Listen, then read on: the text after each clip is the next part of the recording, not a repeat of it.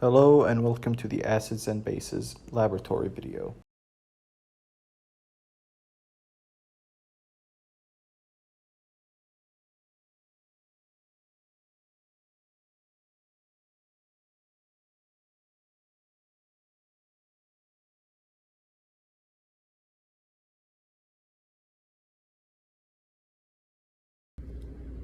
We first started by preparing our pH meter.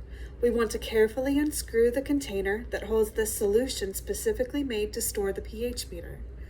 Then the meter must be rinsed with deionized water and gently shaken to remove any residual water, using a chem wipe to pat away the extra water off the meter.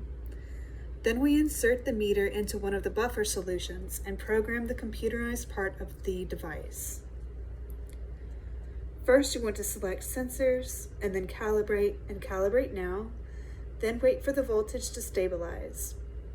Once the voltage has stabilized, enter the pH of the buffer solution and hit keep. In between every reading, we wash the meter again with deionized water and pat it dry with a chem wipe.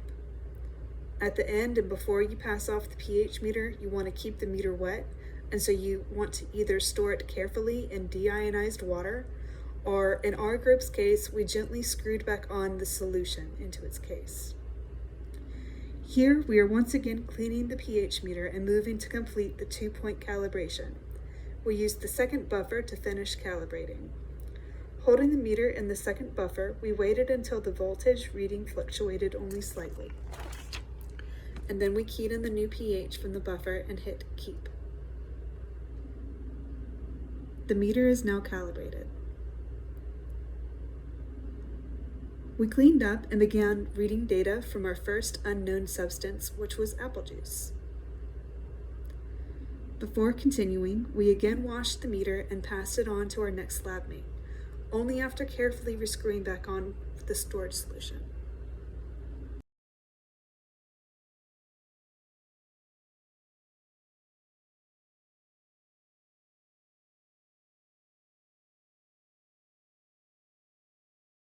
Before continuing, we again wash the meter and pass it off to the next lab mate only after carefully rescrewing back on the storage solution. It's my turn. I have to measure the pH of the orange juice. I began by washing it because it was in the solution, then drying it, and then, just like what Ms. Benson did, I insert it and then wait until the numbers stop to fluctuate and then record the results. Turned out 3.84. Then washing it again, then drying it for the next person.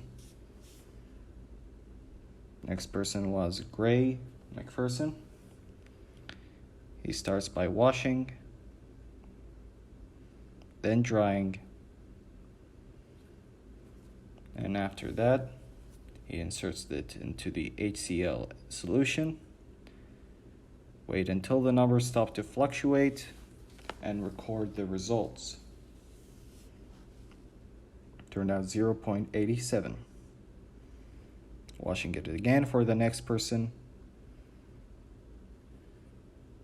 and then comes in Daniel Simmons.